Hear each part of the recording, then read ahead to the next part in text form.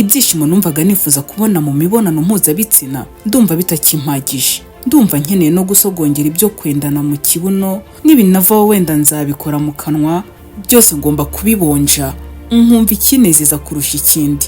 Ngibi byahanini abantu basigaye bibaza mu isi ya none, ariko kandi bamwe bagahitamo kubitera umugongo kubw'amahame n'imico yabo, abandi nabo bakabyishoramo ntacyo bitayeho ndetse bakanabigira umuco. Nyamara abenshi ntibakunze gutahura akaga gakomeye kari muri byo. Ahanini kandi nk'uko ubushakashatsi bubigaragaza, ibi byagiye bituruka ku kutanyurwa kw'abantu muri rusange. Bati reka tugerageze nibi, kuki tutakora na biriya ngo twumve uko bimera. Kubw'amahitamo atandukanye ya buri wese, buri umwe agahitamo kwe ukurikije iyo nzira cyangwa se akayireka. Ntibyagiye bivugwaho rumwe n'imbaga nyamwinshi, hibazwa niba nyuma yo guhuza ibitsina kw'abantu bakabihuriza mu myanya yagenwe, byari bikwiye ko habaho guhuzwa ibitsina n'akanwa cyangwa se n'ikibuno. Bamwe bati ubundi igitsina ni igitsina, kiba gikwiye guhura n'ikindi nyine, ntibikwiye ko kigomba guhuzwa n'indi myanya itarabugenewe. Erega niyo mpamvu Imana yabiremye, buri kintu ikagishyira mu mwanya wacyo. Kuki abantu bakunda kuvanga ibintu? Abandi bati mubwirwa n'iki ko hariho habugenewe gusa, mubwirwa n'icyo habugenewe ahariho, cyangwa se mukabwirwa n'icyo habugenewe nyirizina, aho ngaho mwita ko habugenewe nyine, aho muvuga ko ibitsina bigomba guhurizwa, igitsina gabo igitsina gore bigahuzwa. Ariko nanone ibyo bamwe bakabyita amaburakindi no kwihagararaho ko abakunze guhuza ibitsina byabo n'iyindi myanya bivugwa ko itabugenewe.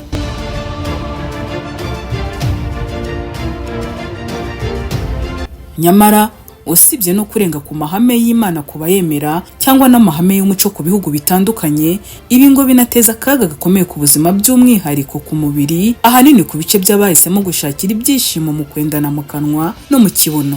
Kije, bienvenue, ikaze, welcome to the BGU space. Ngwino twinjire mu isi itangaje ya none y'imibonano mpuzakanwa gitsina na mpuzakibuno gitsina, aho OMS n'abashakashatsi batandukanye bakomeje gutanga imburo ku bantu, by'umwihariko abahuza akanwa gitsina, ko ibi birimo akaga gakomeye cyane ku bw'imyaduko y'indwara zikomeye zadukana nabyo.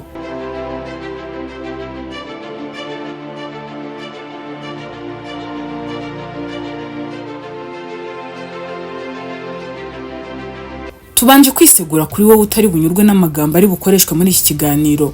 Hari amagambo ururimi gakondo rw'ikinyarwanda atagenekerezwa mu yandi magambo, bisaba kuyavuga uko ari. Ikindi kandi iki kiganiro nticyateguwe hagamijwe guhutaza imyumvire n'imyemerere n'imikorere y'umuntu runaka, ahubwo cyateguwe hagambiriwe kugaragaza icyo ubushakashatsi buvuga mu bijyanye n'inyigisho zibanze ku bantu bakwiye kumenya ku mibiri yabo. Hamwe na healthsite.com, ikinyamakuru kibanda mu kwandika inkuru zijyanye n'ubuzima, kandi nanone tugendeye mu matangazo n'imburo za OMS aba bose bagiye batanga, turarebera hamwe zimwe mu ngaruka zikomeye ziterwa n'ibyo twakwita imibonano mpuzakibuno gitsina na mpuzakanwa gitsina.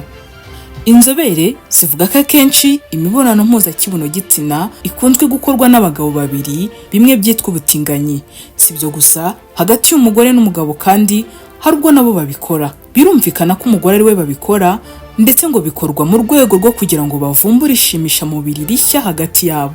None birizewe? Ese ni izihe ngaruka bigira ku buzima bw'abantu?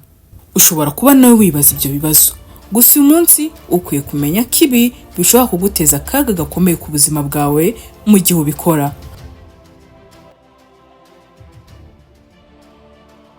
Imibonano ikorerwa mu kibuno, birumvikana ko ahantu ikorerwa atari ahantu hagenewe gukorerwa icyo gikorwa. Birumvikana ko akenshi ababikora hari n'abatitabaza imiti imwe n'imwe bashyira mu kibuno kugira ngo igikorwa kirusheho kugenda neza.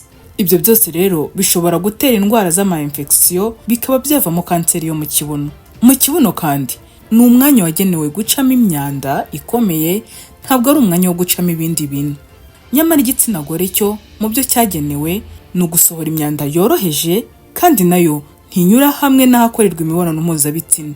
Ni ukuvuga ko waremye abantu agomba kuba byose yari yabanje kubitekerezaho kandi akabishyira ku murongo.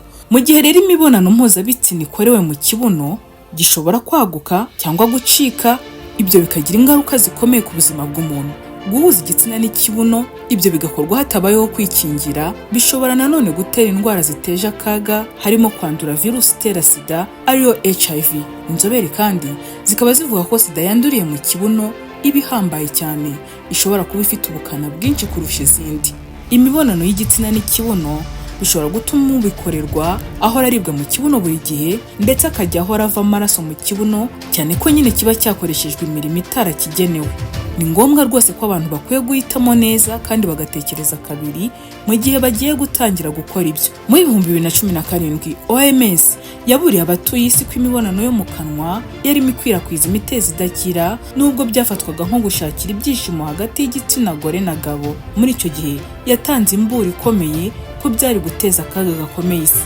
Mu bushakashatsi bwakozwe n'impuguke mu bijyanye n'ubuzima bw'imyororokere, William Jackson wo muri Leta Zunze Ubumwe za Amerika yagaragaje ko mu bantu 3 barwaye kanseri yo mu muhogo, 2 muri bo bayitewe no kurigata mu gitsina cy'abagore. Iyi nzobere yavuze ko mu gitsina cy'umugore ari hamwe mu hantu handurira kanseri ifata ibice byo mu kanwa, yavuze ko mu gitsina cy'umugore ari hamwe mu hantu handurira kanseri ifata mu bice byo mu kanwa, bikaba ikibazo gikomeye cyane. Kandi ngo kuri ubu iyi kanseri iri kwibasira igitsina gabo, cyane cyane abasore bakiri bato ugereranyije n'abagabo bakuze. No ku bagore bivugwa ko ari uko, ku bakunda kurigata ibitsina by'abagabo nabo bishobora kubaviramo akaga gakomeye ka kanseri y'umuhogo, nubwo kuri ubu ikigero kinini ku batakwa nayo ari abagabo. Uyu William Johnson yagaragaje ko abagabo bafite ibyago byinshi byo gufatwa na virusi ya HPV igihe cyose bakoze igikorwa cyo kurigata mu gitsina cy'abagore. Yakomeje agaragaza ko abagore bakora imibonano mpuzabitsina yo mu kanwa n'abagabo batandukanye b'ibyago byabo bitangana n'iby'abagabo byo kwandura iyi virusi ya HPV ugereranyije n'abagabo. Ibi ngo bikaba biterwa n'ubudahangarwa bw'umubiri wabo. Banavuze ko kandi imibonano mpuzakanwa y'igitsina yongera ibyago byo kurwara kanseri ifata ibice byo mu kanwa ku kigero cya 22%, ndetse ko igenda yiyongera kugera ku kigero cya 25% mu myaka 20 ishize. Nyuma y'ibyo kandi, uretse kanseri, imibonano mpuzakanwa y'igitsina ishobora kuba inzira yo kwanduriramo izindi ndwara zirimo virusi itera sida, mburugu, hepatite B n'izindi. Turabiseguraho kandi kubwo kubura inyunganizi y'amagambo yakumvikanisha neza ubusobanuro bwo kubaho kw'imibonano yahujwe y'igitsina runaka n'iyindi myanya. Ni nanga tubaye dusoreje ikiganiro cyacu cy'uyu munsi. Mwakoze kubana natwe. Ndabibutsa kandi ko igitekerezo cyanyu ndetse n'inyunganizi yanyu bidahejwe hano kuri BGU Space.